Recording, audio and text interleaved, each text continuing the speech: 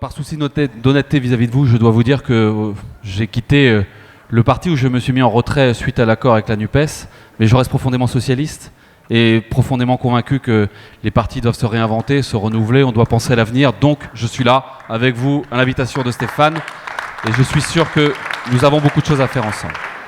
La période est complexe, pas besoin de vous faire un dessin.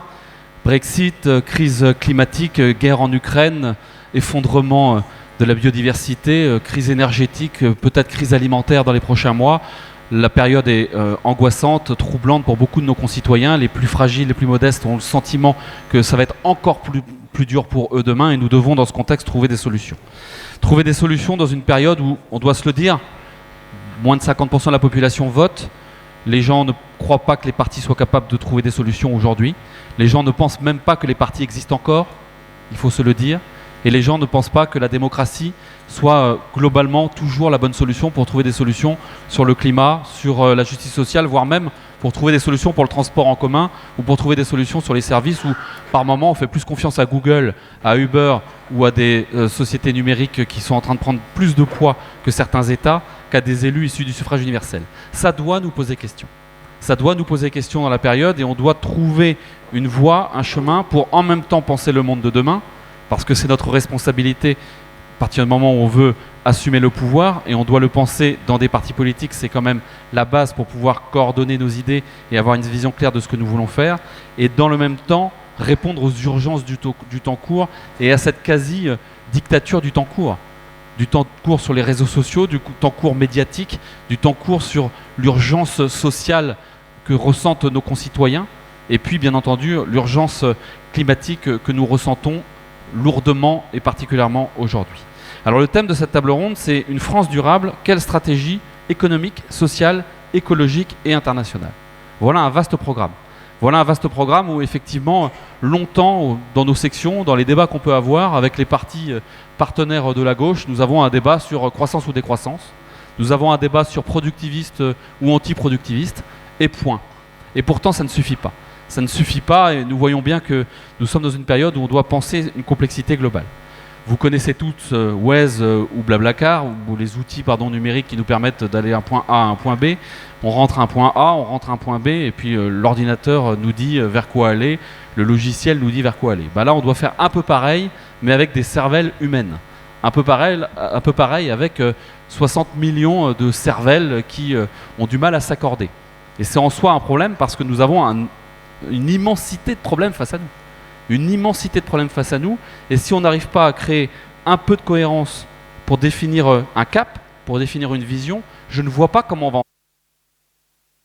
Là, dans une période où, d'abord, il faut essayer de bâtir une certaine fraternité, réussir à éviter la France façon puzzle, éviter la France fracturée, alors qu'elle soit fracturée géographiquement, qu'elle soit fracturée par couche, qu'elle soit fracturée par strate, mais en tout cas qu'elle ne se sente plus France, qu'elle ne se sente plus un destin commun dans cette Union européenne qui est une partie de la solution.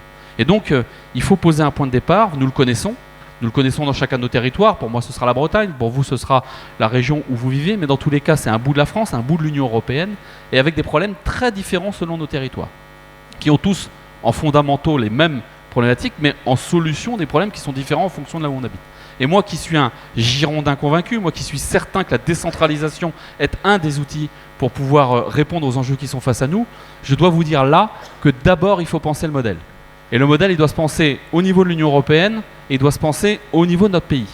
Et ensuite, il faudra décentraliser et ensuite, il faudra que chacun prenne ses responsabilités, depuis le maire jusqu'au président de région, en passant par les différentes strates en fonction de ce que nous aurons défini les uns les autres. Et la meilleure preuve que je peux apporter à ce raisonnement, c'est par exemple la Bretagne. Par les pêches, Frédéric Cuvillier, bien sûr, représente une grande partie de la pêche française. La Bretagne aussi représente une grande partie de la pêche française. La Bretagne représente aussi une grande partie de l'agriculture. Et nous nourrissons, avec la pêche, l'agriculture et l'industrie qui va avec, 10, 15, 20 millions d'Européens, 10, 15, 20 millions de Français qui sont nourris par l'effort de nos agriculteurs, des ouvriers, des ouvrières qui travaillent dans ces entreprises. Et si je vous en parle là, c'est parce que l'un des modèles que l'on doit suivre pour sauver la planète consiste à dire on va réduire fortement. Voilà un très beau sujet. Et très beau sujet qui, s'il est traité qu'en Bretagne seule, sans regarder la France, sans regarder la souveraineté alimentaire, sans regarder l'articulation des modèles, sans regarder ce que veut faire l'Union européenne, n'a pas de sens en soi. Ça peut faire un programme qui nous permet de nous faire applaudir dans des salles, ça peut nous permettre même de gagner des élections, mais ce n'est pas responsable au sens que nous devons chacun avoir en tête que nous sommes un bout de l'Union, un bout de la France et que nous devons tous prendre nos responsabilités par rapport à ça. Ça, c'est ce qui montre que les sujets sont plus complexes que ce que l'on croit, les uns les autres. Et nous devons assumer cette complexité. Assumer cette complexité, ça veut dire ne pas se recroqueviller sur nos territoires. Et c'est un peu la tentation du moment, y compris moi, je vous avoue, par moment, je me dis, mais qu'est-ce que je vais aller dans une galère d'aller débattre de l'avenir de notre pays quand j'ai déjà suffisamment à faire dans ma région et quand, quelque part, suffit à mon bonheur le fait de me rassembler avec celles et ceux qui pensent la même chose que moi dans ma région. Mais ça suffit pas, il faut aller de l'autre côté du talus, pour rencontrer d'autres régions, pour rencontrer le reste de la France, pour rencontrer le reste de l'Europe, abattre certaines de nos certitudes et là aussi construire la complexité globale. Et puis, par rapport à certains de nos concurrents, de nos ennemis, même dans la République, et je pense au Rassemblement national, nous devons aussi penser au-delà de la France. Parce que sauver la France ne suffit pas, comme sauver une région ne suffit pas, comme sauver sa ville seule ne suffit pas. Il faut penser cette complexité et la faire passer face à nos concitoyens. Et je le redis, comme je le disais au tout début, cette complexité, elle est particulièrement difficile à faire comprendre quand effectivement le 17 du mois, ça devient très difficile de simplement faire ses courses, de subvenir à ses besoins. Quand on se retrouve dans une augmentation des tarifs énergétiques considérables qui nous bouffe notre pouvoir d'achat au quotidien, et puis quand on a le sentiment finalement qu'on n'est pas maître de notre destin et de notre vie. Et pourtant, la gauche, elle doit affirmer des valeurs, des lignes, des cohérences pour refaire rêver. La gauche, elle doit être capable d'emmener les gens dans un enthousiasme. Et ça, c'est un des points qui doit nous faire réfléchir les uns les autres. Parce que si on promet l'arrêt des énergies fossiles demain matin, en 3 semaines, en 1 mois, on sait tous que c'est pas faisable, mais on peut se faire applaudir. Si on promet l'arrêt du nucléaire en 3 semaines, en 1 mois, en 2 ans, on peut se faire applaudir. Si on promet l'arrêt des pesticides en 3 mois, on peut se faire applaudir.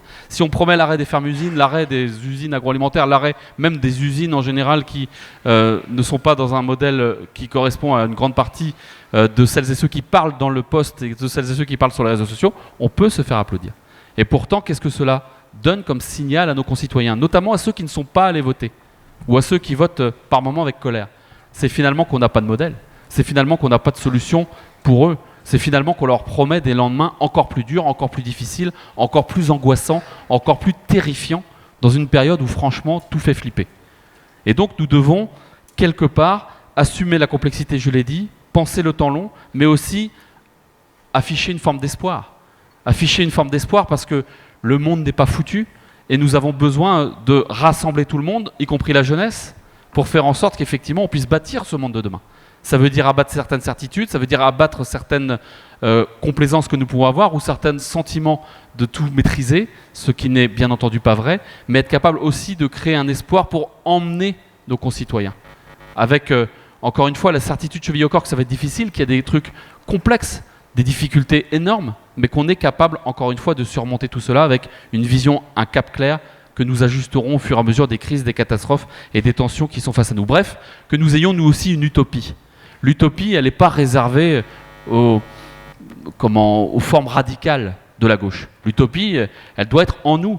Et nous sommes capables de porter cette utopie et de définir quelques axes qui nous permettent de définir un chemin. Et cette radicalité-là, on doit l'avoir. On doit être capable de redire que nous voulons une forme de reprise de contrôle. Reprise de contrôle depuis le maire jusqu'à l'Union européenne. Et ça passe par la fiscalité, et ça passe par les moyens des collectivités locales, et ça passe par la capacité à agir avec, encore une fois, la puissance de nos assemblées élues. Ça veut dire aussi qu'on est capable, depuis l'échelle du conseil municipal jusqu'au Parlement européen, d'avoir une cohérence dans nos propos pour montrer le cap vers lequel nous voulons aller et les limites que nous voulons poser au modèle économique, à l'économie de marché, pour que cette économie de marché réponde quelque part à l'économie d'existence.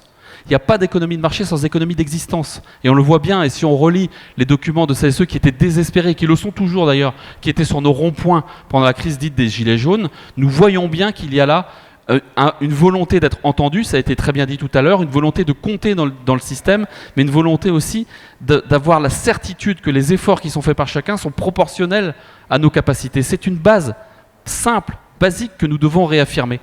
Et donc nous devons à aucun moment dire que l'ennemi c'est l'autre, dire à aucun moment que nous allons trouver le coupable idéal, ce qui est trop facile, surtout encore une fois avec nos systèmes de communication d'aujourd'hui, mais nous devons bâtir un système sur lequel on repose le sujet de l'impôt et de la fiscalité en général, on repose des objectifs clairs de justice sociale et de transition écologique, et on repose un principe simple, c'est que le productivisme qui vise à produire le plus possible ne peut pas être notre modèle. Le modèle d'aujourd'hui, c'est l'équilibrisme. Le modèle d'aujourd'hui, c'est l'équilibrisme, parce qu'il y a un plancher en dessous duquel il est indécent de descendre, c'est la dignité humaine, pour chacun, et puis il y a un plafond qui n'est pas négociable, qui n'est plus négociable, et on est déjà au-delà, c'est la capacité de la planète à régénérer les ressources, et à régénérer les équilibres biologiques qui font qu'il y a de la vie sur Terre. Et c'est dans ce spectre-là que l'économie dite de marché peut agir. Et ça, il faut le poser fermement. Ça, c'est une forme de radicalité que l'on peut affirmer. Mais certainement pas de montrer du doigt telle ou telle entreprise comme étant la cause de tous nos maux, ou telle entreprise comme étant la cause de tous nos maux, ou tel homme politique étant la cause de tous nos maux. Ça divise, ça fragmente, ça abîme notre vivre ensemble. Donc c'est important de reposer ça, et c'est important de penser cette histoire de long terme, et notamment cette défossilisation urgente de notre économie, et ce découplage entre notre croissance qui finance notre système social et notre énergie qui doit être décarbonée demain. C'est un enjeu considérable qui peut d'ailleurs être enthousiasmant, y compris pour la jeunesse, y compris pour nos jeunes qui vont dans nos écoles d'ingénieurs de demain, y compris pour nos scientifiques qui doivent travailler tous d'arrache-pied sur ce sujet et en qui on doit réaffirmer notre confiance. Et puis nous devons penser au quotidien. Le quotidien, c'est la capacité à vivre, c'est la capacité à vivre dignement, c'est la capacité à s'enthousiasmer de vivre dans un territoire, dans un quartier, dans une ville, pour faire en sorte d'emmener ses enfants vers un projet qui permettra d'être maître de sa vie demain. Ça passe bien entendu par ce qui se fait dans les communes, ça passe par ce qui se fait dans le monde associatif, ça se passe par ce qui se fait dans le monde de la culture et de l'accès à la culture et de l'enseignement artistique et culturel. C'est tous ces sujets-là que nous devons reprendre en main, que nous devons réaffirmer comme étant notre ligne, en ayant en tête que notre population ne vit plus comme nous il y a 10 ans, 15 ans, 20 ans, quand nous avions de beaux débats en section et on se disait qu'on allait reconstruire le monde de demain. Aujourd'hui, on peut être militant finalement dans une association ou bénévole dans une association 3 heures par trimestre et ça suffit à notre bonheur. Et il va falloir s'habituer que peut-être certains seront adhérents dans un parti, s'ils le sont, 3 heures par trimestre, et ça suffira à leur bonheur. Ce ne sera plus forcément la même chose qu'avant, et nous devons aussi l'intégrer dans notre modèle. Bref, nous ne devons pas penser économie contre environnement, nous ne devons pas penser économie contre justice sociale, nous devons penser justice sociale et environnement comme étant les contraintes obligatoires du marché, les contraintes obligatoires de notre modèle économique, et faire en sorte, ça aussi c'est pas vraiment dans le débat, que l'entreprise participe au progrès. Que l'entreprise participe au progrès, et nous devons nous réinterroger, bien sûr sur les sujets de fiscalité, j'en ai parlé, mais aussi sur la place des salariés dans les conseils de surveillance, dans les conseils d'administration, bref, dans la gouvernance des entreprises. C'est un sujet qu'on a trop lâché, parce qu'on a estimé peut-être que c'était trop complexe, ou parce qu'on s'est peut-être dit que c'était quelque part être dans la connivence avec le monde économique. Je ne le crois pas. Si on veut assumer la transformation du monde de demain, on doit assumer de vouloir que les hommes et les femmes qui participent à la marche des entreprises participent vraiment aux décisions, et ça peut être un très beau combat, teinté de radicalisme s'il en faut, mais en tout cas avec l'espoir de faire vraiment changer les choses, alors qu'encore une fois, le combat front contre front en permanence en pensant que l'écrasement de l'autre permettra de sauver le monde, je pense que c'est faire croire aux gens qu'on va s'en sortir et finalement plutôt les emmener dans le mur. Pensons à tout cela, réfléchissons, débattons comme aujourd'hui, et là il y a un avenir pour la gauche, et là il y a un avenir pour gouverner demain, parce que c'est ça la finalité, c'est de gouverner demain. Merci à tous.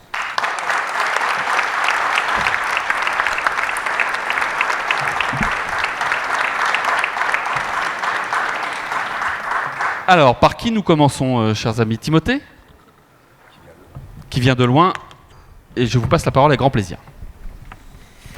Ravi. Oui, bien sûr. Ravi d'être parmi vous aujourd'hui. Merci beaucoup, Stéphane, de ton invitation. Merci aussi, Charlotte, pour ta confiance. Donc, Timothée Boitouzet, moi je suis... pour me présenter brièvement, je présente tout... J'ai combien de temps pour me présenter? Une petite heure? Ok. Donc, moi, à l'origine, je suis un architecte. J'ai commencé mes études d'architecture au Japon. Au Japon, je me suis spécialisé en structure parasismique bois. Donc, c'est comment est-ce qu'un bâtiment en bois peut résister au séisme. Et j'ai eu la chance de travailler chez des architectes renommés comme celui qui a construit le stade des JO de Tokyo, donc tout en bois, Kengo Kuma. Et ensuite, ce qui m'a Ce qui m'a toujours interpellé, moi, en tant qu'architecte, dans ce début de carrière, c'était que les architectes au plus haut niveau ne s'intéressent pas à la crise environnementale. Tu le mentionnais tout à l'heure. Pour moi, il y a vraiment deux enjeux qu'on doit résoudre au XXIe siècle, c'est la crise sociale et la crise environnementale.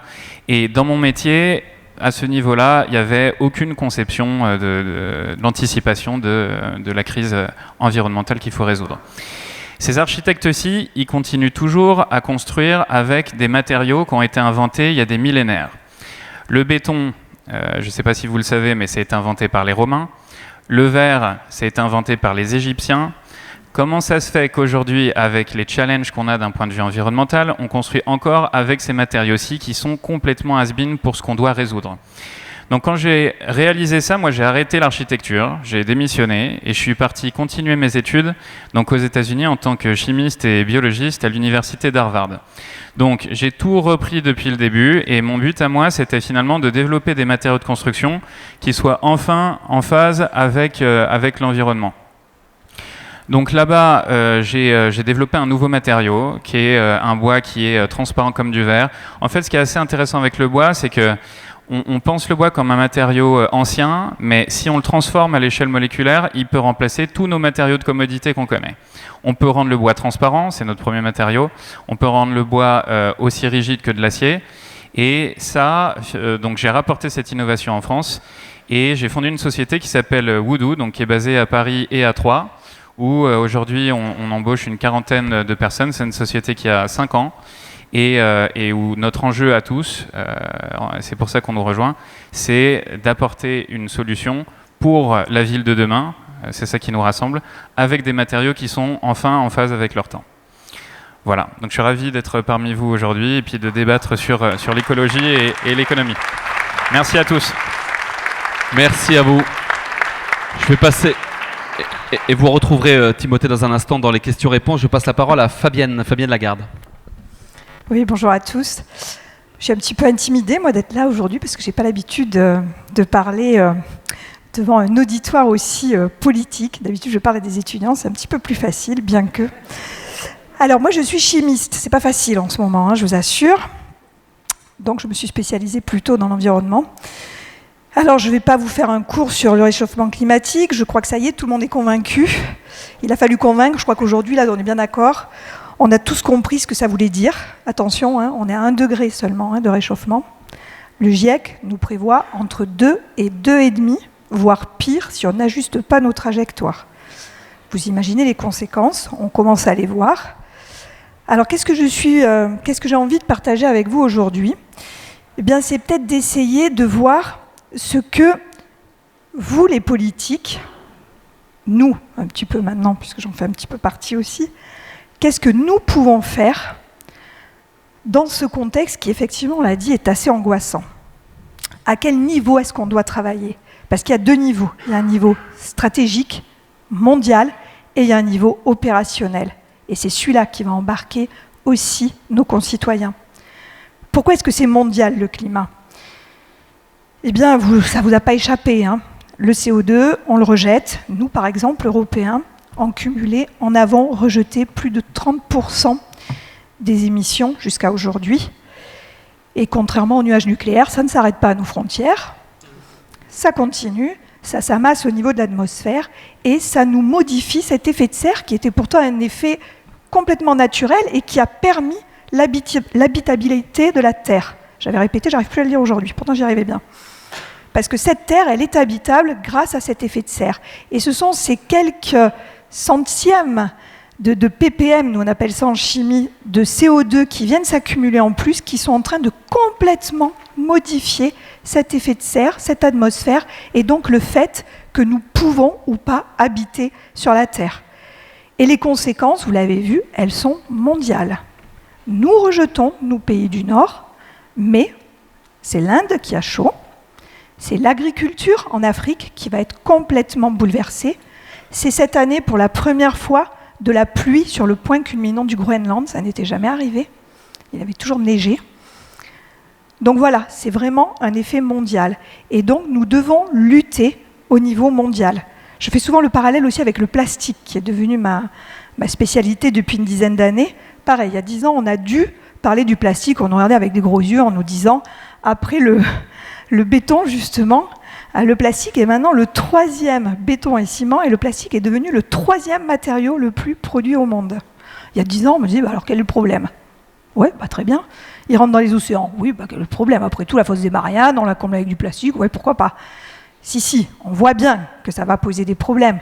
Ça pose des problèmes parce que ce sont des coûts de retraitement. C'est une accumulation, c'est un plastique que l'on essaie maintenant d'envoyer dans des pays qui n'ont pas les moyens de le gérer et qui le renvoient ainsi dans nos océans. Donc, le problème climatique, le problème des pollutions est un problème global qui nécessite des stratégies globales. Nous devons sortir de ce modèle linéaire, du tout jetable, et créer de nouveaux modèles de diversification avec plus de circularité. On ne peut plus jeter, on ne peut plus prendre, prélever, utiliser, jeter, souvent loin de chez nous si c'est possible. On doit au contraire apprendre à réparer, recycler. Et c'est une occasion qui me semble quand même parfaite à un moment où on cherche à relocaliser des emplois, des savoir-faire, parfois très techniques en réalité, parce que recycler par exemple du silicium dans des cartes électroniques, c'est technique. Il ne faut pas imaginer le métier le plus basique. Donc ça peut être des métiers de progrès. Et tout ça, nous devons nous améliorer là-dessus. C'est ça que nous devons promettre. Vous avez raison, certains ont dit, la NUP nous a pris, à nous, la gauche traditionnelle, la gauche du gouvernement, tout le programme sur le développement durable. C'est vrai. Je suis allée lire le programme de développement durable de la NUP. Il est extrêmement ambitieux. Et tous les aspects, je crois, de transition écologique, la biodiversité, l'énergie sont abordés. Mais j'ai été frappée par 2 éléments. Le premier, une absence complète de priorisation des actions. Comme si, tout d'un coup, au nom du développement durable, on pouvait tout acheter, léguer un monde extrêmement endetté aux générations suivantes, y compris au risque même de créer des conflits avec certains de nos partenaires historiques, européens ou autres, dans le monde. Je trouve que c'est quand même une façon étrange que de dessiner un avenir soi-disant durable. La deuxième chose qui m'a frappée, c'est le mot autonomie, et c'est lié, qui ressort en permanence, quasiment une ligne sur 2, répété à de multiples reprises, comme si c'était le moment de se replier sur soi, de vivre en autarcie. Alors que c'est justement tout l'inverse que nous devons collectivement porter. Nous devons plus que jamais collaborer, coopérer pour devenir plus performants, plus efficients. Lutter contre le réchauffement climatique, c'est sauvegarder l'habitabilité de la planète pour tous et partout. La stratégie doit donc être ambitieuse et mondiale. Je pense que Thierry, à côté de moi, va parler de ce besoin que nous allons avoir d'un modèle mondial à construire, complètement différent de celui que nous avons construit depuis 2 siècles. On prend les ressources à droite, on utilise à gauche et on rejette où ça nous arrange. Quelle est l'idée?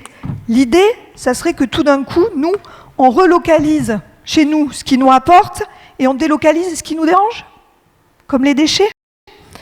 Non, c'est pas ça l'idée. L'idée, c'est vraiment de penser aussi à ces populations au niveau mondial qui vont être les premières touchées de plein fouet. L'Afrique, une population qui va être multipliée par 3 en 2050 par rapport à 2000. Ça, c'est une réalité. On va les empêcher de venir, ils vont avoir une agriculture complètement bouleversée. C'est les premiers touchés par le réchauffement climatique. Alors ceux de l'autre côté du spectre politique, l'extrême droite, qui nous fait croire qu'on pourra leur expliquer que non, ils restent chez eux et que leurs enfants vont crever de faim tranquillement et qu'on va pouvoir les empêcher de venir, c'est faux. C'est mentir et c'est impossible. On ne pourra pas. Donc nous devons les aider. À l'échelle mondiale, la sociodémocratie a une responsabilité historique, c'est de densifier les coopérations internationales, négocier des traités contraignants et ouvrir de nouvelles voies. C'est l'émergence d'une diplomatie climatique que nous devons aider, que nous devons insuffler, faite avec des scientifiques, des citoyens, des politiques. Mais je laisserai Thierry développer là-dessus. Les scientifiques le disent et sont unanimes, c'est dans les résultats du GIEC, soyons ambitieux, soyons solidaires. Et c'est ce que toute une jeunesse mondiale attend de nous. On a passé beaucoup de temps tout à l'heure à analyser le vote des dernières élections pour essayer de comprendre où avaient voté les gens. Mais certains l'ont rappelé à juste titre. Plus de 50% n'ont pas voté. Et en majorité des jeunes. Des jeunes sont venus s'exprimer, ils ont raison. C'est à eux que l'on doit s'adresser et pas juste quand on a besoin d'eux pour venir voter. Parce que ces jeunes, on a besoin d'eux pour nous aider à définir ce que sera le monde de demain, leur monde à eux, leur habitabilité à eux. Donc on doit passer un contrat et on doit fixer avec eux des caps en saisissant les opportunités. On doit les faire rêver. On ne peut pas juste se contenter d'avoir la jeunesse la plus pessimiste du monde, comme on nous l'a décrit. Cette jeunesse, on doit la faire rêver, il y a des opportunités et on doit les saisir, les définir ensemble. Donc qu'est-ce qu'on leur dit?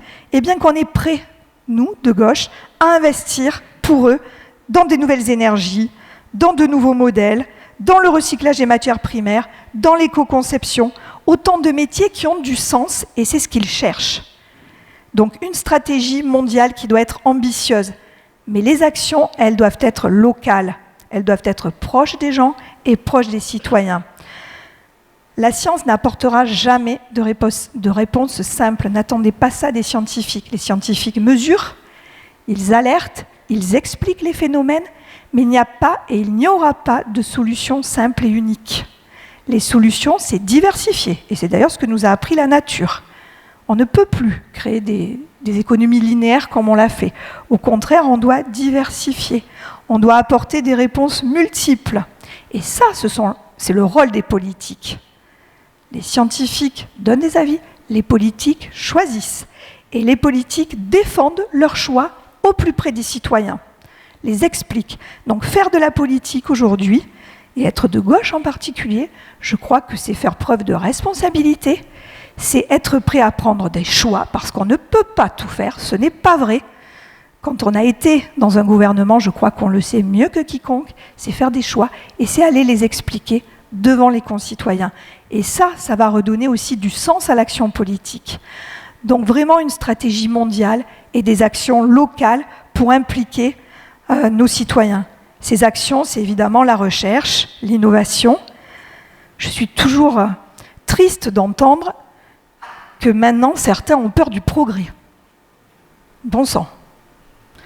Quand même, nous, peuple de gauche, progressistes parmi les progressistes, comment pourrait-on avoir peur du progrès, de la science? Évidemment qu'il y a eu des erreurs. Il y en aura d'autres. Est-ce que pour autant, on doit tourner le dos au progrès? Mais absolument pas. Comment voulez-vous faire rêver des jeunes? Qu'est-ce qui faisait rêver nos parents, nos grands-parents? C'était la conquête spatiale. Ce sont les grandes infrastructures de recherche. C'est ça qui doit quand même nous faire rêver encore. Donc, investissons dans la recherche. Rester une grande nation de recherche, avoir une Europe de la recherche au plan mondial, dans les premières, ça peut faire rêver et ça crée des opportunités. Et n'oublions pas les partenaires privés. J'en suis convaincue. Je suis de la recherche académique, je travaille de plus en plus avec des partenaires privés. C'est ça, créer des écosystèmes. C'est mélanger des points de vue, c'est mélanger des intérêts, trouver des intérêts communs, et c'est ce qui permet d'embarquer tout le monde. Et enfin, expérimenter. On recherche, on innove, on expérimente. Et là, le rôle des collectivités, il est extrêmement important. Je suis très contente d'entendre le mot décentralisation. Plusieurs fois dans la journée, je crois que ça fait partie des mots importants que la gauche, que nous sommes, doit porter. La décentralisation, l'État ne peut pas tout régler. Et sur la transition écologique, autant il y a un aspect mondial, autant il y a un aspect dans les territoires. Les solutions, elles sont dans les territoires. C'est ça que l'on doit faire. Et des territoires qui coopèrent, qui collaborent. C'est ce que l'on doit pouvoir réussir au plus près des populations. C'est ce qui permettra aussi l'acceptabilité. Moi, j'appelle ça le rééquilibrage. Il faut rééquilibrer, mais je crois que vous l'avez dit, tu l'as dit Loïc, tu en as parlé aussi, rééquilibrer les richesses au niveau mondial et réduire les inégalités au niveau local, parce que créer la transition écologique, c'est créer des opportunités aussi au niveau local. C'est donc créer de nouveaux emplois qui ont du sens. Et surtout parce que chaque territoire va avoir des différences dans ce changement climatique. Certains vont être en bord de mer, vont voir le niveau de l'eau monter. Dans les villes, on va plutôt avoir des îlots de chaleur. En campagne, on va plutôt avoir des problèmes de mobilité. Eh bien, à chaque cas, dans chaque territoire, nous devons adapter. Ça aussi, c'est le discours que la gauche doit porter. Adapter pour chaque territoire, pour chacun de nos concitoyens, et nous, s'adapter. Pour finir, je dirais que nous allons demander, c'est angoissant, nous allons demander beaucoup à nos concitoyens, ça va nous demander des efforts d'adaptation qui peuvent mettre effectivement en péril la démocratie, on le voit bien. Donc il est évident qu'il faut aussi revoir notre contrat social et on ne peut pas demander que des efforts, on doit aussi garantir à chacun l'éducation, c'est d'ailleurs l'éducation qui permettra aux générations futures de comprendre cette complexité du monde dans lequel nous vivons. C'est permettre à chacun de pouvoir se soigner, où qu'il se trouve, de se sentir en sécurité. Donc être de gauche, je suis désolée, c'est un petit peu à l'encontre de ce que certains ont dit avant, ce n'est pas céder à la radicalité, non, je ne crois pas. C'est au contraire être exigeant, être pédagogue, être responsable. La radicalité, c'est le vote contestataire. Les défis que l'on a à relever sont immenses, mais ils ouvrent de réelles opportunités. Donc nous, notre rôle, il est de travailler sur l'espoir que ça peut susciter. Et nous devons recréer un vote d'adhésion.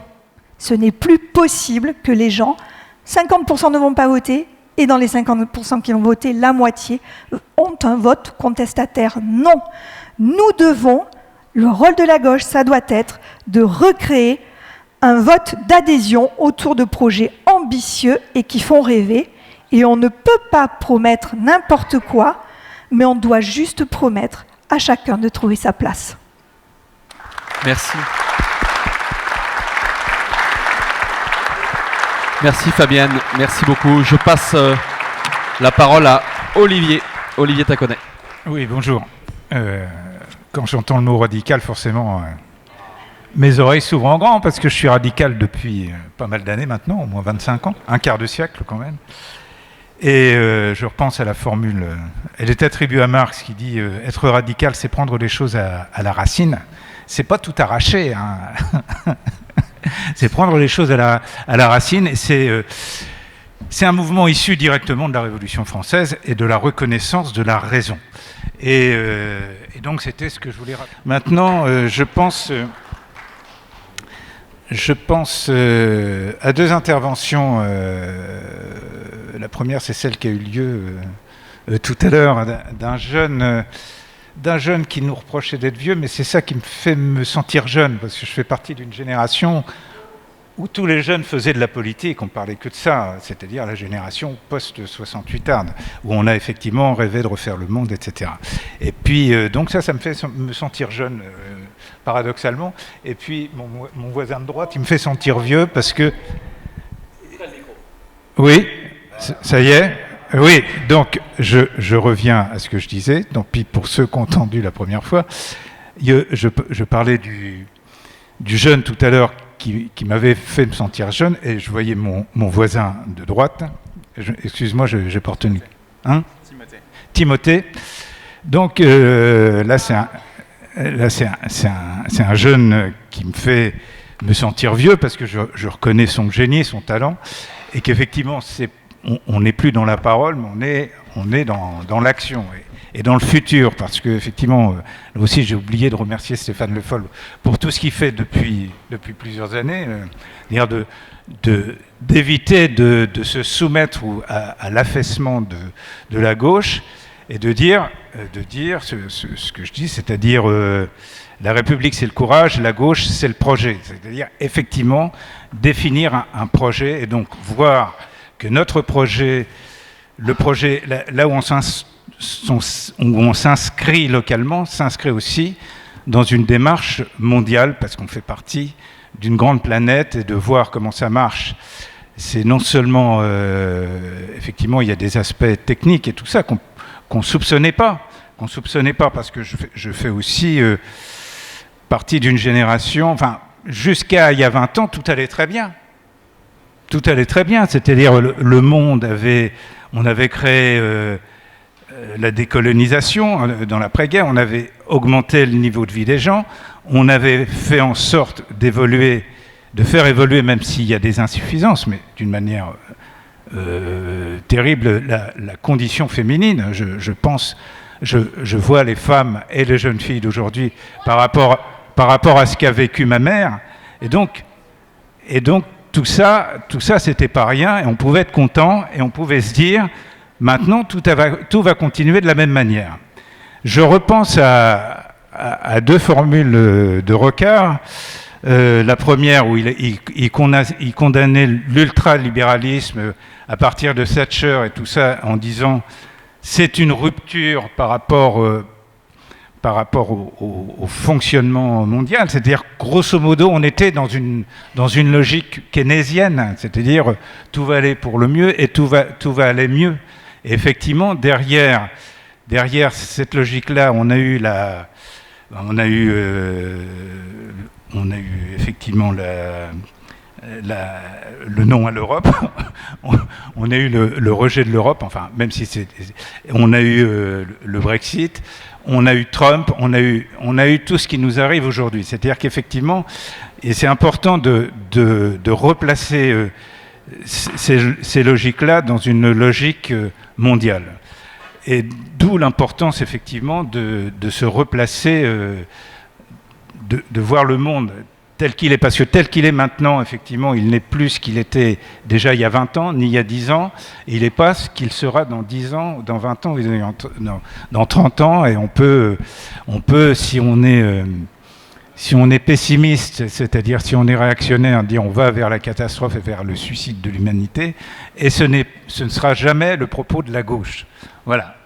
Donc je vais pas aller plus loin, simplement je reviens dans la logique qu'avait dit ma prédécesseuse, c'est-à-dire tout est politique, et surtout la conception du progrès, la conception de la technique, tout ça doit avoir un sens social et politique. Et ben je laisse la parole au suivant. Voilà. Merci beaucoup. Thierry. Merci Loïc. Bonjour à toutes et à tous. D'abord, je voudrais remercier Stéphane d'organiser cet événement aujourd'hui, qui, je l'espère, fera date. Quand il a pris cette initiative, je l'ai contacté après un ça fait très longtemps qu'on n'était pas en contact, parce que je pense qu'il est temps, c'est le moment, de construire la refondation de la gauche dans le monde tel qu'il est aujourd'hui, car je suis venu de loin. Vous parlez d'international. J'ai bien conscience que des dangers à parler de l'international, d'apparaître un petit peu distant, hors sol, sans prise avec les réalités du terrain. Mais pourtant, quand on regarde rétrospectivement la marche du monde depuis une trentaine d'années, disons depuis la fin de la division Est-Ouest et la chute du mur, eh bien, on peut considérer, en tout cas c'est ce que je vous invite à faire, que le monde, l'international, est devenu plus un facteur d'insécurité, de désordre, de multiplication de crises. Je ne vais pas les citer, mais réfléchissez-y. De destruction de notre tissu productif et des systèmes de protection sociale, où le monde, en fait, s'est invité à l'intérieur de nos frontières pour influencer le cours des choses et notre destin, et ce qui fait que beaucoup de gens ont perçu le monde comme un danger et ont eu peur. En fait, il y a une grande angoisse qui traverse le monde, qui n'est pas propre à la France et aux Français. Et au cours de cette période, qu'est-ce que l'on a vu ? On a vu prospérer les nationalismes et les replis identitaires. Il y a eu le Brexit, il y a eu Trump, il y a eu les démocraties illibérales en Europe centrale, il y a l'impérialisme de Poutine, et il y a le Rassemblement national qui, quand même, je le rappelle, fait de la lutte contre le mondialisme, entre guillemets, le cœur de son combat politique. Alors, que faire au niveau international ? Que peut faire la gauche ? Quelle stratégie peut-elle mener ? Et je pense qu'il faut réinvestir pleinement, radicalement le champ de l'international pour pouvoir renouer avec un discours progressiste. Sans quoi, ça ne sera pas possible. Et l'internationalisme devrait être le pilier du socialisme du XXIe siècle. Alors, vous savez tous que Jaurès disait qu'un peu d'internationalisme éloigne de la patrie et beaucoup l'y ramène. Mais il ajoutait dans le même texte, c'est dans l'international que l'indépendance des nations a sa plus grande garantie. Et je pense que nous devons réfléchir de ce point de vue un siècle plus tard et voir ce que cela peut signifier, sans naïveté aucune, en termes de renforcement du système international autour des valeurs de solidarité et de coopération. Et je dis bien sans naïveté. On doit être tout à fait clair sur le sujet, parce que face à l'urgence climatique et de la biodiversité, face à la crise sanitaire, alimentaire, à la crise de la dette, je vous signale en passant que le cas du Sri Lanka n'est que le premier d'un certain nombre de pays qui vont faire défaut de paiement. Dans un monde de plus en plus interdépendant et interconnecté, nous sortons à peine de la première pandémie qui s'est diffusée à la vitesse d'un avion de ligne, mais qui est inégale et qui ne laisse aucune place aux générations futures. Et alors que la guerre qui fait rage en Ukraine est en fait une guerre contre le système international tel qu'il est, eh bien, comme le souligne mon patron, le socialiste Antonio Guterres, le secrétaire général des Nations Unies, dans son récent rapport que je vous conseille vraiment pour répondre à toutes ces questions, qui s'intitule « Notre programme commun », n'y voyez aucune référence à un programme de gouvernement des années 70, il dit « L'humanité, je cite, est face à un choix urgent et crucial. S'écrouler ou continuer d'avancer vers un avenir meilleur, plus vert, plus sûr. » Il remarque même, je cite, que la raison d'être de la coopération internationale au XXIe siècle est de réaliser un ensemble d'objectifs vitaux dont dépendent notre bien-être et fondamentalement notre survie en tant qu'espèce humaine. Donc je pense sincèrement que la coopération internationale doit devenir la matrice d'une politique progressiste et durable, en ce qu'elle permet d'assurer la stabilité et la sécurité et de répondre autant que possible aux crises et aux urgences qui nous assaillent. Dans ce contexte, cette politique internationale d'une France durable pourrait poursuivre, et là je fais quelques propositions au débat, pourrait poursuivre deux objectifs stratégiques complémentaires. Le premier serait de faire de la fourniture des biens publics mondiaux l'objectif central de sa politique de coopération. Et le second, de défendre le principe d'une souveraineté responsable et de l'inscrire au fronton du droit et du système international. Alors, les biens publics mondiaux, premier aspect de la stratégie que je propose, les biens publics mondiaux, qu'est-ce que c'est? Alors, ils se définissent, excusez-moi d'être un peu technique, mais par leur caractère non exclusif. C'est-à-dire que nul ne peut être exclu de leur consommation. Et leur quantité disponible ne diminue pas, quoi qu'il arrive. Ils peuvent être naturels, alors c'est le soleil, ou l'air qu'on respire, ou la stabilité climatique, ou produits par l'homme, comme un construit social. Par exemple, ça sera marquant je crois, ça vous indiquera un petit peu de quoi il s'agit, un réseau de feux tricolores est un bien public local. C'est toujours disponible pour tous. Il facilite et sécurise la circulation de tous. De la même façon, une architecture internationale de santé publique pour répondre aux maladies contagieuses, un système commercial multilatéral, un système financier mondial. Et là, je réponds à la question qui avait été posée au sujet de la mondialisation. C'est par cette voie que nous pouvons nous inscrire dans la réponse aux problématiques de la mondialisation. Donc un système financier mondial, sans parler du cadre international de la lutte contre le changement climatique, doivent être considérés comme des biens publics mondiaux. Dans cette perspective, le cœur de l'engagement pour ces biens publics mondiaux se situera dans la mise en œuvre des systèmes internationaux et multilatéraux qui permettent de développer les politiques de progrès humain et protègent contre les effets négatifs de l'interdépendance.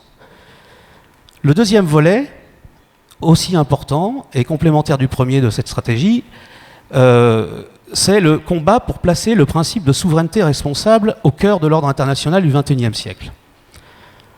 Aujourd'hui, le principe de souveraineté des États, comme vous savez, régit l'ordre international. Chaque État est souverain à l'intérieur de ses frontières, et le souverainisme est la revendication que l'on doit être maître de ce qu'il advient chez soi, un peu au nom du principe de chacun chez soi et les moutons sont bien gardés. Très bien, c'est même une exigence démocratique d'ailleurs. Mais quand une crise financière mondiale a pour cause votre propre laisser-faire, quand le patient zéro d'une pandémie mondiale est l'un de vos ressortissants, quand vous décidez, par exemple, d'étendre vos surfaces agricoles en brûlant une forêt qui est le poumon du monde, ou quand tout simplement vous décidez que votre voisin ne mérite pas sa souveraineté et lui faites la guerre. Tous ces exemples, évidemment, sont pris au hasard. Vous ne pouvez pas ne pas être tenu pour responsable de l'impact de ces chocs sur l'ensemble du monde. Et vous devez toujours chercher à agir de telle sorte que les effets négatifs de votre action soient les plus minimes possibles sur les autres. C'est un peu le principe de l'éthique de responsabilité dont on parlait tout à l'heure. Donc la souveraineté responsable est le nouveau principe fondamental de l'ordre international et du nouveau multilatéralisme pour le développement durable que la gauche pourrait chercher à développer.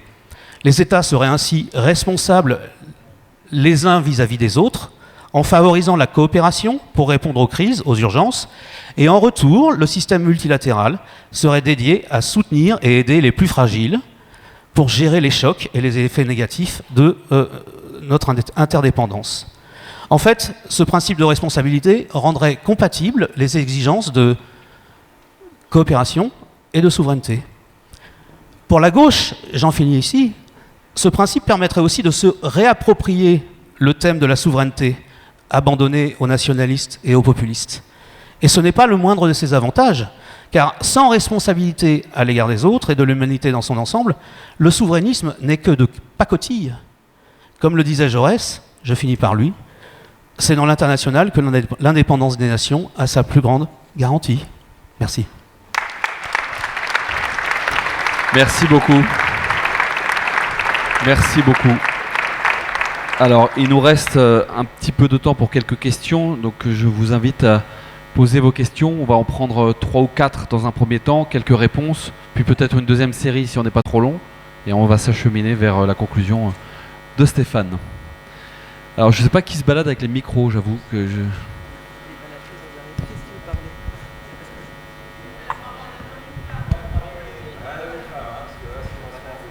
Bien. Je m'adresse à... C'est Pierre, pas Pierrette, donc c'est un homme. Donc Pierre Prébutiche, Dijon, militant socialiste. Moi je voudrais, puisqu'on a eu des interventions, et notamment sur le développement durable, poser des questions à nos intervenants. Penser la planète, tout le monde est naturellement favorable. Donner une trajectoire à l'énergie décarbonée, naturellement, les uns, les autres, nous sommes aussi favorables.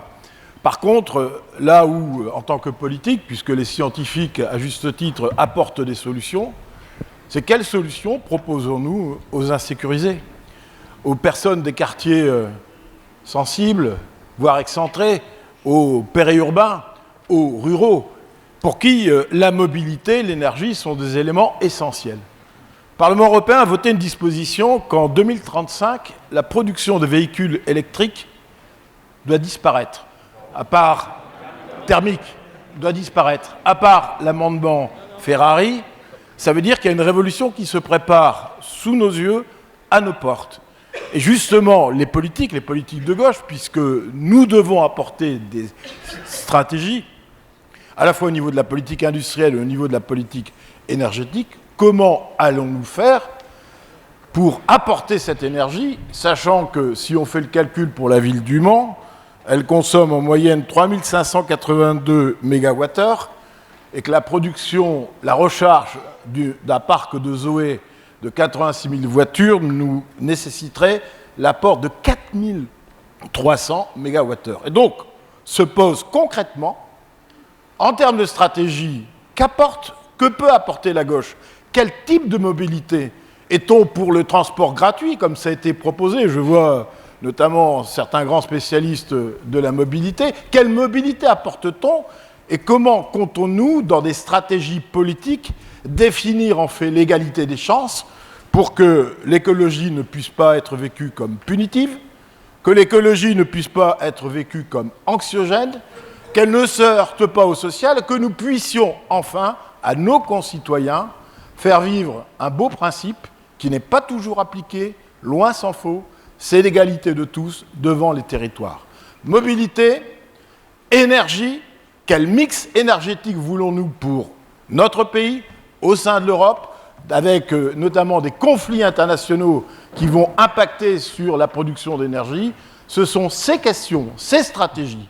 Si nous voulons faire revenir l'électorat de gauche qui ne vote plus pour nous, qui nous a désertés, parce que nous souhaitons incarner la gauche de gouvernement, la gauche responsable, ce sont ces grandes politiques auxquelles nous devrons répondre sur l'énergie, sur le logement, sur l'apport aussi de cette égalité, avec un train qui est exorbitant en termes de coûts, avec une mobilité qui doit être accompagnée par les collectivités, l'État et l'Europe. C'est à ces questions que, naturellement, nous devrons répondre dans la décennie et les décennies qui viennent. Merci beaucoup.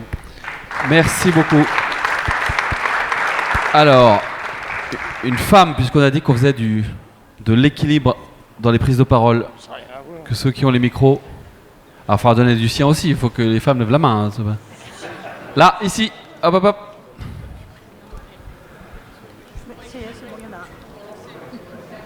Allez les nanas. Moi en fait non, je voulais la question que je posais, enfin c'est pas une question, c'est plutôt que Timothée puisse nous parler un peu plus de ce travail-là parce qu'il nous a, il a fait un joli teasing et j'avais envie de voir un peu plus comment ça se concrétisait puisque parler de changement moléculaire c'est une chose, mais comment ça se travaille au quotidien ces nouveaux matériaux, en tout cas ces éco-matériaux qui permettent de respecter aussi notre environnement. Merci. Merci. Une troisième question et je passerai la parole bien sûr à Timothée pour qu'il puisse compléter parce qu'il n'a fait que se présenter tout à l'heure et on lui a coupé la chic avant qu'il puisse présenter le fondement de son travail. Il nous a fait juste le teasing. Ici. En haut, on me dit en haut. Alors, j'ai juste une question à poser qui fait suite à ce que monsieur... Il faut rapprocher le micro de la bouche. Je fais suite à ce que monsieur a demandé tout à l'heure. On a parlé d'une notion de progrès tout à l'heure, la dame dont je n'ai pas retenu le nom, excusez-moi, et j'aimerais bien savoir ce qu'elle entend par progrès. Très bien, on passera la parole à Fabienne. Je vous propose à Timothée de répondre en premier. Allez, vas-y Timothée. Donc merci beaucoup pour la question. Le fondement du travail, en fait, déjà, c'est pourquoi le bois. Donc pourquoi le bois? On va commencer par là. C'est parce que c'est le seul matériau de construction qui capte le CO2. Donc en fait, quand un arbre pousse, ça vient capter le CO2 qui stocke dans sa structure et avec l'effet de la photosynthèse, ça crée de l'oxygène. Mais le CO2 reste coincé dans le tronc, dans la structure de l'arbre. Donc le fait d'avoir des matériaux de construction demain où on est capable de stocker le carbone dans la construction plutôt que de créer de l'énergie, d'émettre du carbone pour créer des matériaux qui sont eux très énergivores, c'est justement ça la transition entre une économie qui surexploite la nature versus une économie qui vient utiliser les fondamentaux où un arbre, ça s'est développé pendant 420 millions d'années, donc d'un regard de scientifique, le job a été plutôt bien fait. Et comment est-ce qu'on réussit à capitaliser sur ça pour utiliser toute l'intelligence de la nature. Donc ça, c'est vraiment pourquoi le bois. Ensuite, si on prend un petit peu de hauteur, Stéphane connaît très bien le contexte. La France, il y a 50% du bois, 49% pour être exact, 49% du bois qui pousse chaque année qui n'est pas utilisé. On connaît tous très bien le chêne, le noyer, des bois nobles, mais il y a essentiellement dans nos forêts françaises des bois qu'on peut appeler des bois dépréciés. Le charme, le tremble, ça finit en bois de chauffage ou alors c'est pas utilisé. Donc le fait d'utiliser cette matière première disponible qui a stocké le carbone et grâce à la technologie venir donc substituer une molécule qui s'appelle la lignine avec un élément de remplissage qui change les propriétés de la matière et qui peuvent dans un certain cas le transformer en verre, dans un autre cas le transformer en métal, ça a tout son sens puisqu'on vient grâce à ça, grâce à la technologie, substituer ces matériaux qui sont très émissifs grâce à un bois qui a été complètement transformé grâce à la science. Donc voilà pour l'explication générale. Et c'est vraiment notre rôle de pouvoir utiliser à profit les ressources françaises en termes de bois sur pied, parce qu'on est la seconde puissance forestière européenne, et ce bois-là, on ne l'utilise pas.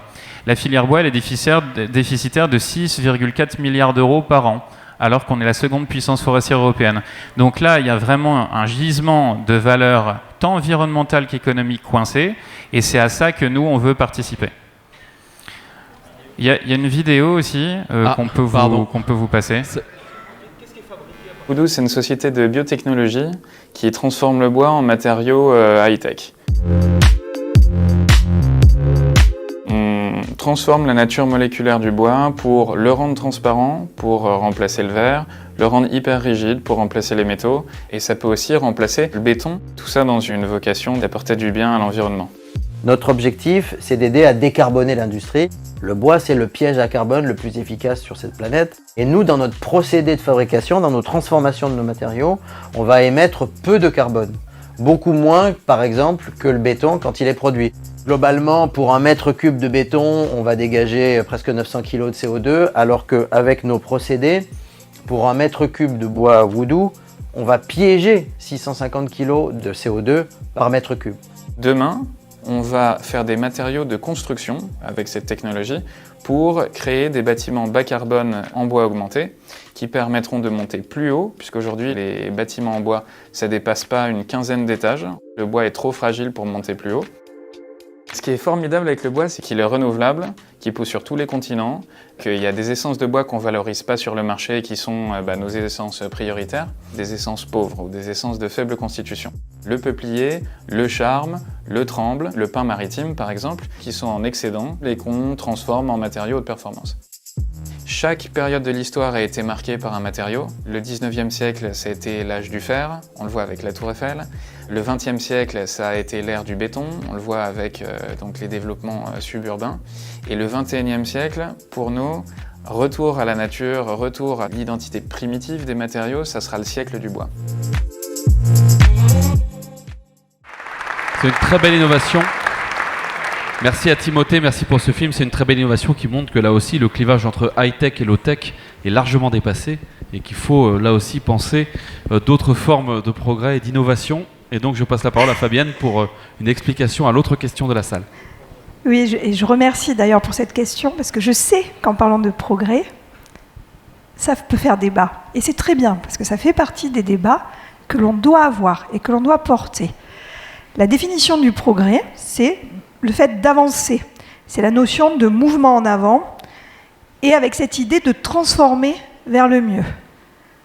Maintenant, qu'on puisse débattre entre nous de ce que doit être le progrès que l'on veut aujourd'hui faire, c'est une évidence. Ce que moi j'en dirais personnellement, et encore une fois je suis vraiment ouverte à la contradiction, c'est que n'ayons pas la mémoire trop courte. Le progrès des siècles précédents a généré de formidables améliorations des conditions de vie. On a eu par exemple un allongement de la durée de vie, mais sans précédent, entre 1900 et 2000. C'est considérable.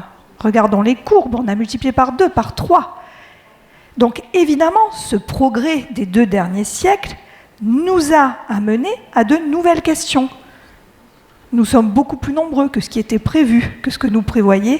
Donc ça nous amène à inventer de nouveaux modèles. Mais ça ne veut pas dire qu'on ne doit pas continuer à progresser. Bien au contraire. Mais franchement, je reste ouverte et je pense que ça fait partie des grands débats. On parle beaucoup croissance, décroissance, relocalisation, réindustrialisation. La notion de progrès et la définition qu'on voudra en faire doit être aussi, à mon avis, au cœur des discussions que doit porter la gauche. Merci beaucoup. Par rapport à la question qui a été posée sur la décarbonation de l'économie et la mobilité décarbonée et l'impact pour nos concitoyens, je vais repasser la parole tout de suite à la salle, bien sûr. Il va falloir qu'on intègre les externalités négatives dans le modèle économique. Je pense que le grand combat de la gauche a été de faire en sorte que l'humain qui était utilisé pour produire de la richesse, pour produire des biens, pour produire des services, a été usé par le travail et on a corrigé ça ou tenté de corriger ça, et ça reste un combat, en internalisant la responsabilité au sein de l'entreprise, des hommes et des femmes qui travaillent pour l'entreprise. Il faut demain internaliser dans l'entreprise le coût environnemental et donc l'impact carbone dans le modèle économique. Et en faisant ça, ça va augmenter sensiblement les coûts, mais c'est pas normal que les externalités négatives et donc le réchauffement climatique soient payés par l'impôt, les concitoyens ou par les citoyens qui se prennent ça en pleine poire, alors que l'entreprise continue de gagner de l'argent. Donc il faut le réinternaliser, et ça veut dire aussi qu'il faut des politiques sociales, parce que pour les classes populaires, les plus pauvres, les personnes intranquillisées, ça va coûter très cher. Ça, c'est pour le fondement économique qu'on doit intégrer dans les mois, dans les années qui viennent. Et pour ce qui concerne l'énergie, il y a un combat extraordinaire qui peut au contraire renouer la relation entre la campagne et la ville sur la capacité à produire de l'énergie. Parce qu'il y a le solaire, il y a les énergies du vent, et puis il y a la biomasse issue de la photosynthèse. Ça a été très bien expliqué par Timothée il y a quelques instants, mais cette matière issue de la biomasse, elle est essentiellement produite hors des villes. Donc il y a des contrats qui doivent se nouer entre les villes et les territoires ruraux sur l'eau, sur l'alimentation et sur l'énergie. Et là, pour le coup, on peut emmener les gens vers des très beaux modèles, des très belles stratégies qui peuvent inclure chacun dans ce modèle économique de demain. Ça, c'est un très beau sujet de réflexion pour nous tous. On va reprendre 3-4 questions. Je vois des mains qui se lèvent ici. Il y a un petit nid de mains qui se lèvent là. J'ai une question d'un jeune. Je voudrais bien passer la parole, allons-y. Commençons par là-bas. Marche le micro. Est-ce que vous m'entendez avec le micro? Oui. Bonjour. Oui. Donc, je suis entre guillemets un jeune de 26 ans. Je vais faire un petit témoignage. Je suis girondin. Et là, j'ai été frappé par les impacts du climat très tôt. J'ai fait deux installations en un mois.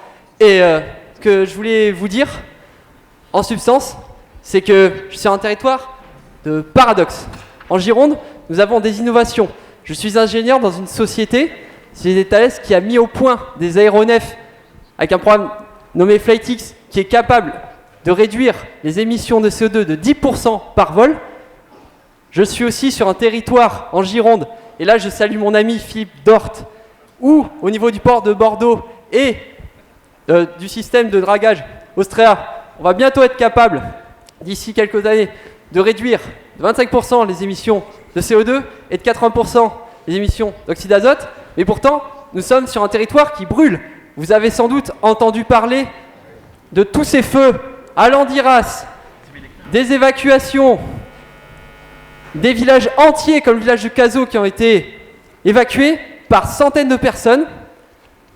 En fait, l'impression que j'en ai, c'est qu'on a des initiatives qui se développent spontanément, localement, mais comment est-ce qu'on harmonise tout ça? Comment est-ce qu'au niveau européen, comment est-ce qu'au niveau des fonds de développement, comment est-ce qu'on emmène et est-ce que quelque part on prend par la main les acteurs? Parce qu'on demande des efforts énormes. On a vu ce que ça donnait avec les gilets jaunes, on a vu que pourtant l'essence était bien moins chère que ça, elle était à 1,80 €, ça a fait un soulèvement inouï. Comment est-ce que l'on embarque pas seulement la jeunesse, mais aussi tout le monde, je dis bien tout le monde, les acteurs privés, les acteurs publics, comment est-ce qu'on les embarque? Parce que finalement, peut-être qu'on va pouvoir survivre avec 3% de croissance en plus, mais est-ce qu'on va pouvoir le faire avec 3 degrés en plus? J'ai des doutes. Sur les fonds de développement, 80 milliards d'euros uniquement pour l'ensemble des pays dans le monde, quand à côté, nous sommes capables, en France et dans d'autres pays, de défiscaliser massivement par la suppression de l'ISF et d'autres mécanismes pour que les plus fortunés payent encore moins. Comment est-ce qu'on va embarquer au niveau français? Comment est-ce qu'au niveau de la reforestation on va se mettre en marche, entre guillemets? Pas en marche, pas la République en marche, pas le parti. Non, non, non. Mais comment est-ce que aussi on va avoir une stratégie de reforestation? Parce que le gouvernement a supprimé des centaines de postes à l'Office national des forêts. Et en Gironde, l'entretien des forêts, c'est aussi l'État. Le président du conseil départemental, Jean-Hugues Glaise, est désemparé parce qu'il n'a pas les moyens d'agir par lui-même sur l'entretien des forêts. Donc sur la reforestation et sur aussi les sujets d'aide au développement, comment est-ce qu'on articule tout ça entre le niveau local, le niveau européen, le niveau mondial? Comment est-ce qu'on embarque pas seulement les particuliers, mais aussi ceux qui consomment, ceux qui produisent, pour avoir à la source des produits qui sont beaucoup plus économes et efficaces énergétiquement? Voilà ma question. Merci beaucoup. On repassera la parole à Thierry dans quelques instants. Alors, madame, vous avez le micro juste derrière vous, madame. Hop. Merci. Bonjour. En fait, moi, il y a une question qui me taraude, c'est comment faire pour préserver et gérer nos ressources, que ce soit nos ressources en bois, nos ressources en terres agricoles, parce que ça peut être aussi une source de stress pour les citoyens de se dire qu'on est un peu, on pourrait, je ne sais pas si c'est le cas, mais je le crains, un peu être déposé de certaines de nos ressources, considérant que peut-être ça a beaucoup de valeur, donc on les vend, ou alors on perd nos terres agricoles parce que, et c'est peut-être aussi normal qu'on crée aussi des entreprises, mais voilà, je me dis qu'on perd beaucoup de terres agricoles, on perd aussi des bois, et ça c'est un sujet qui me touche particulièrement, qui peut être source de stress pour les citoyens. Je partage. Et alors il y a 3 personnes autour de moi, des hommes, qui veulent le micro, je ne sais pas qui le donner. Devant vous, il avait le micro juste avant. Merci Loïc. Merci à Stéphane de nous avoir permis aujourd'hui d'élever le débat. C'était très rafraîchissant, j'allais dire. Christophe Rouillon, maire de Coulennes, au nord du Mans, également président du groupe socialiste au Comité européen des régions. Et je voudrais dire que l'enjeu aujourd'hui, c'est d'arriver à faire l'articulation entre le niveau local et le niveau européen pour avoir des politiques concrètes en faveur des économies d'énergie, des innovations. Et je veux dire qu'ici, on a une politique sur l'impulsion de Stéphane qui est tout à fait impressionnante sur à la fois la promotion de l'hydrogène vert, les investissements pour l'isolation des bâtiments. Et c'est aussi par la preuve que l'on arrivera aussi à retrouver la confiance de nos concitoyens. Moi, j'aurais plusieurs questions à poser. Dans la perspective aussi, tout à l'heure, Frédéric est passé allègrement par-dessus les élections européennes, parce qu'avant les élections municipales, il va y avoir les élections européennes. Il ne faut pas l'oublier, ce sera quand même une bataille politique importante. Nous avons un commissaire européen qui s'appelle Frank Timmermans, qui est responsable du Green Deal. Et je pense que la question principale qu'on doit poser, c'est comment est-ce qu'on est capable de faire des alliances au niveau européen pour peser. Et tu le sais très bien, Loïc, parce que nous faisons partie du groupe socialiste au Comité européen des régions, pour peser sur les choix politiques qui vont se faire dans les années futures. Donc, quelles alliances? Et au niveau européen, il n'y a pas 36 solutions. Ça peut se faire autour des sociodémocrates qui sont d'ailleurs présents à la tête de nombreux gouvernements en Europe. L'autre question, c'est comment dégager des richesses qui vont se mettre au service de la transition énergétique et également aussi de la justice sociale, avec en particulier le Fonds pour la transition juste, parce que des régions qui vont devoir sacrifier l'automobile, qui vont devoir sacrifier le charbon, etc., devront être aidées. Sinon, ça va se traduire par des colères qui se traduiront par un vote protestataire. Et l'autre question, tu l'as très, très bien dit, Fabienne, c'est comment redonner foi au progrès, parce que le socialisme au XIXe siècle, c'était la foi dans le progrès. Comment faire donner confiance dans la science? Et je pense que ça, c'est aussi un enjeu fondamental pour les années à venir. Et puis, bien entendu, comment est-ce qu'on va aussi aller encore plus loin dans les questions de transition énergétique, dans les questions aussi de protection de la planète par rapport au plastique. Comment est-ce que notre programme va être capable d'être, de ce point de vue, à la fois réaliste, financé, mais aussi radical? Je pense que ce sont les prochains enjeux et les questions auxquelles nous devons répondre le plus rapidement possible pour retrouver la confiance de nos concitoyens. Merci. Merci beaucoup. Une dernière question. Bonjour. Oui. Brigitte Martin-Simonin de Créteil. Je vous envoie le bonjour de toute notre section. Ils m'ont demandé de prendre la parole et de vous transmettre toute notre amitié socialiste. Mon intervention se portera sur le transport international de marchandises. Je pense que dans une économie plus écolo, il faudrait peut-être aussi favoriser le transport fluvial des marchandises et également le transport multimodal. Parce que nous sommes un pays qui est complètement traversé de part et d'autre de notre territoire par des camions qui sont extrêmement pollueurs, alors que nous avons un réseau ferré qui est un des meilleurs d'Europe. Pourquoi en France, les transports internationaux des marchandises ne se fait pas plus par le ferroviaire?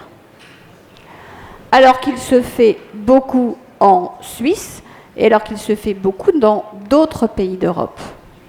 Est-ce le poids du lobbying du syndicat des camionneurs? Ou est-ce un manque de volonté politique?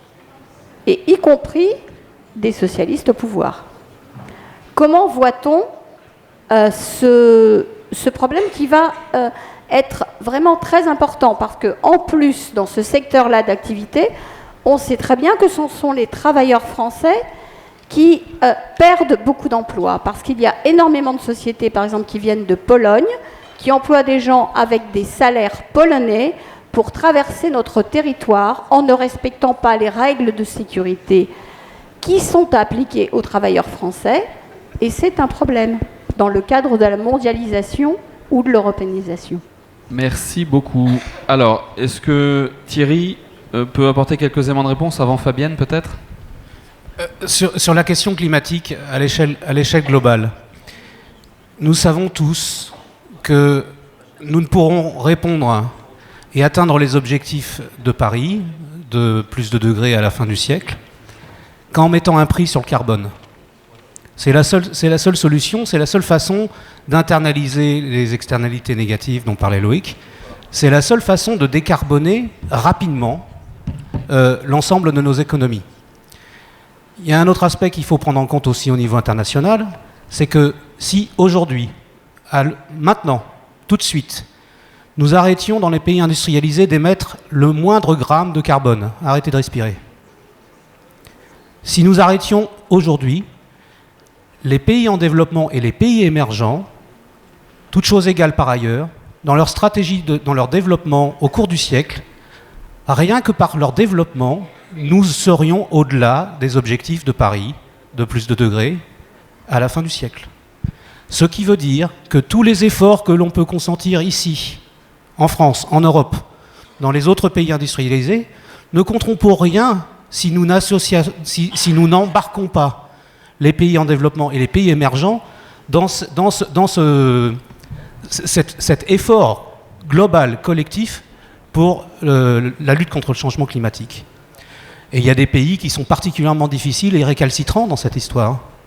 Je pense par exemple à l'Inde, dont la production de carbone, l'émission de carbone par tête est ridicule, mais qui augmente et qui augmentera encore, et qui n'a pas les moyens d'appliquer les nouvelles technologies, d'implanter les nouvelles technologies renouvelables, car elles sont beaucoup plus chères, par exemple, que l'utilisation du charbon. Donc, je veux dire par là que tous nos efforts ont nécessairement une dimension internationale que nous devons prendre en compte. Et c'est comme cela uniquement que nous arriverons à résoudre cette problématique du changement climatique. Merci. Merci beaucoup. Fabienne ? Non ? Olivier ? Oui, juste un petit mot, puisqu'on a évoqué tout à l'heure l'écologie punitive. Enfin, ça n'a pas été dit comme ça, mais c'est ce que ça voulait dire. C'est-à-dire qu'effectivement, on va demander, ça va être évident, de demander un effort à nos concitoyens d'intégrer les notions d'écologie. Et d'ailleurs, en même temps, il faut le dire, le comportement des concitoyens maintenant est beaucoup plus responsable qu'il était il y a 30 ans, qu'il y a 10 ans, etc. Simplement, il y a eu l'épisode des Gilets jaunes qui était aussi symptomatique d'une société où l'individu prend de plus en plus de place et supporte de moins en moins de choses, et surtout est à vif parce que justement les conditions individuelles sont de plus en plus pressantes. Effectivement, il y a les situations familiales, la famille n'est plus du tout ce qu'elle était il y a 30 ans, les individus sont à vif, il y a des dettes et tout un système extrêmement complexe qu'effectivement l'informatisation, la numérisation, l'intelligence artificielle ne peut pas résoudre, et donc qui nécessite aussi un effort politique. Et cet effort politique, ce que je veux dire, c'est que l'individu peut supporter des choses à partir du moment où il sait que ça va apporter du bien par la suite. Et ça, c'est un effort qui doit faire partie de nos réflexions. Je n'en dis pas plus. Timothée, par rapport notamment au sujet des ressources. Oui, la question autour des terres agricoles versus les forêts. C'est une question qui est très compliquée et la réponse, en partie, c'est qu'il faut trouver un juste équilibre entre les besoins. Par exemple, on voit qu'en Amérique latine, on déforeste beaucoup pour planter du soja, pour nourrir le bétail, pour nourrir en grande partie les Américains. Donc, ce qu'il faut, c'est vraiment trouver un juste équilibre entre ces besoins. Par exemple, ça c'est une question qu'on s'était posée nous, si on devait remplacer juste avec l'excédent naturel des forêts, donc la forêt pousse, d'ailleurs en France on n'a jamais eu autant de forêts depuis le Moyen-Âge. La forêt elle s'accroît de 3 fois la surface de Paris chaque année en France, donc on n'est pas en manque de forêt.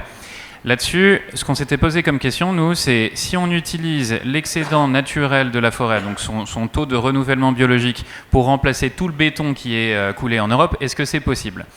Eh bien oui, parce qu'on coule 250 millions de tonnes de béton chaque année en Europe, et la forêt européenne, elle a un excédent, donc vraiment l'excédent naturel par an, de 233 millions de tonnes. Tout ça sans compter le fait que le réchauffement climatique, je ne sais pas si vous le savez, mais en tout cas c'est une donnée qui est intéressante, nos forêts sont en train de mourir en France et dans le monde dû à l'impact du réchauffement climatique.